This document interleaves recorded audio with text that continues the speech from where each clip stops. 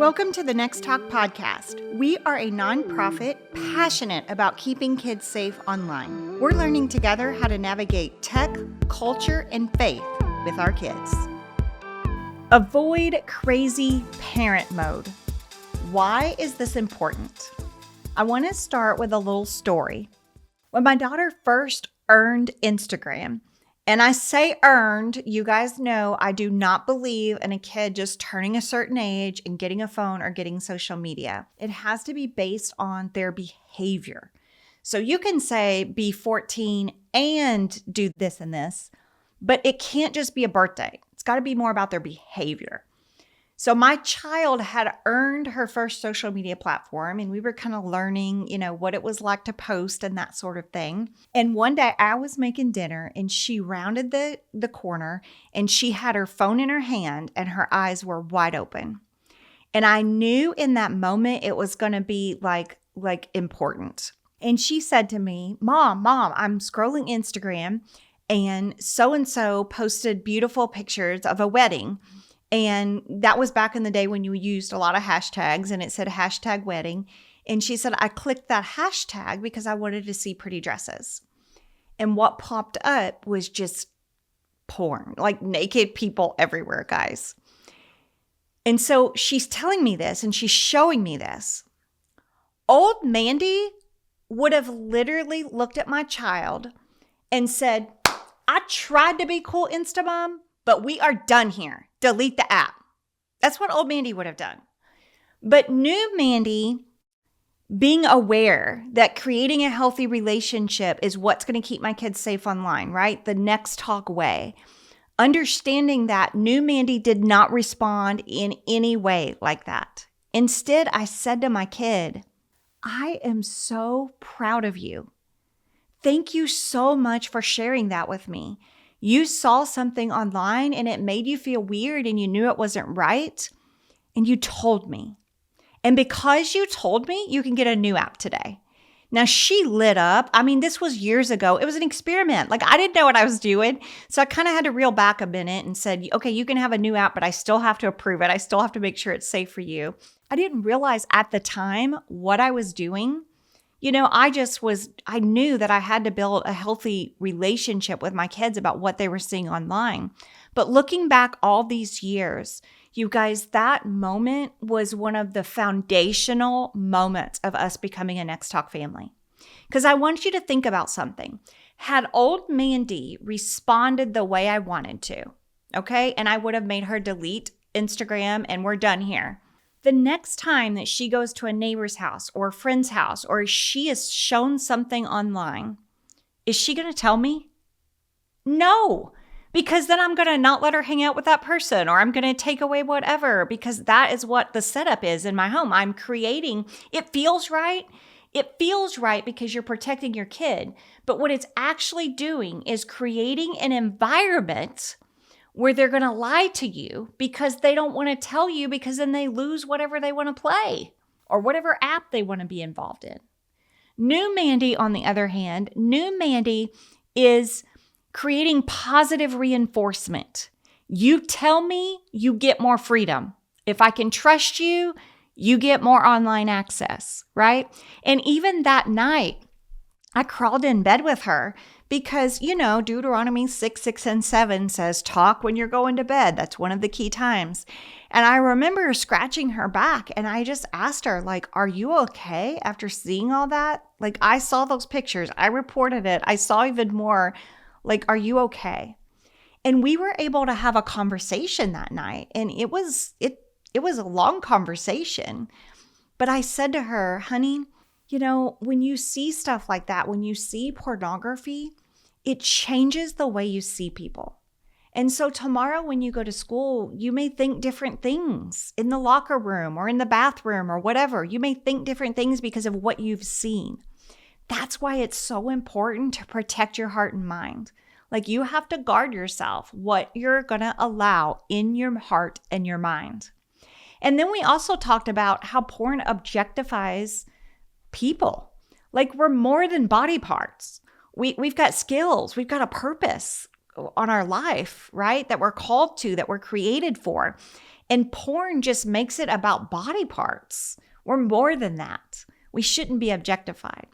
So what I did was, instead of just screaming out, don't watch porn, I shifted to this approach of educating her about pornography and allowing her to make a decision about it. Because if we're going to be real, like all of our kids are going to make that choice one way or the other. Like, what is your kid going to choose?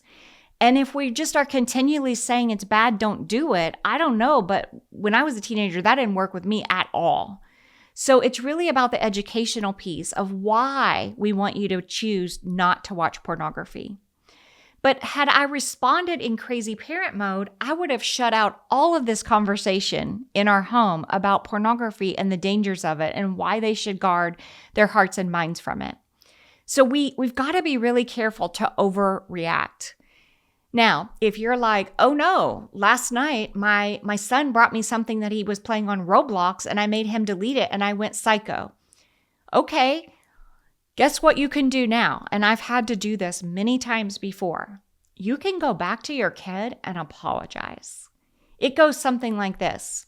Hey, do you remember last night when you brought me the iPad and you showed me that thing on Roblox and I went crazy? Your kid is probably going to look at you and be like, yeah, you are psycho, mom. Just take that. Let them get away with that. Then you say to your kid, listen, I am so sorry. That popped up and you knew that it wasn't okay and you entrusted me with it. And my first response should have been, thank you for telling me. I did get angry. And I got angry because I'm so mad that you're growing up in a world where that's on a kid's app. It shouldn't be. And I'm mad about that you're growing up in this kind of world. But I need you to hear me. I'm not mad at you. You did all the right things.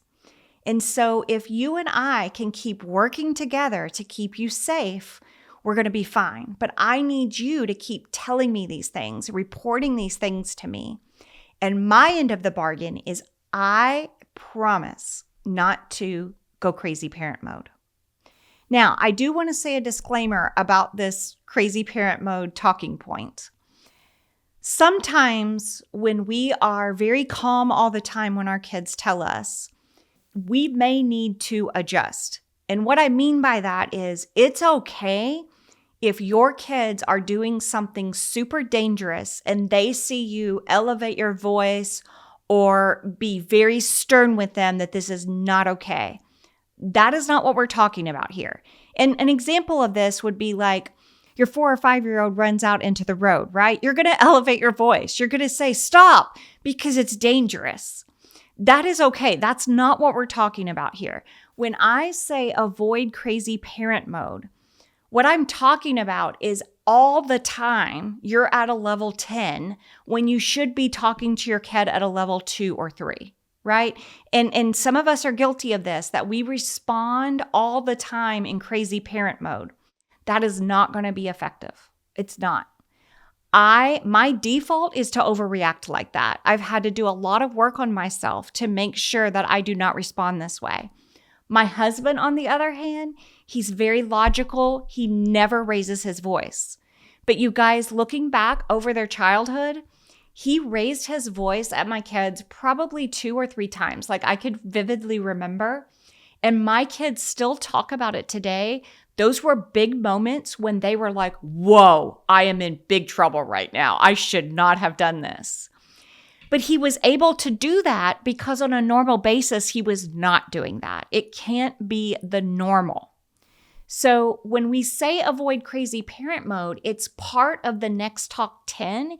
It is a core principle because if we cannot control our overreactions, our kids are not going to confide in us. It is foundational to creating a culture in our home where we can have a healthy dialogue with our kids. This is the key to keeping them safe online and off. So it's very important that we understand and avoid crazy parent mode.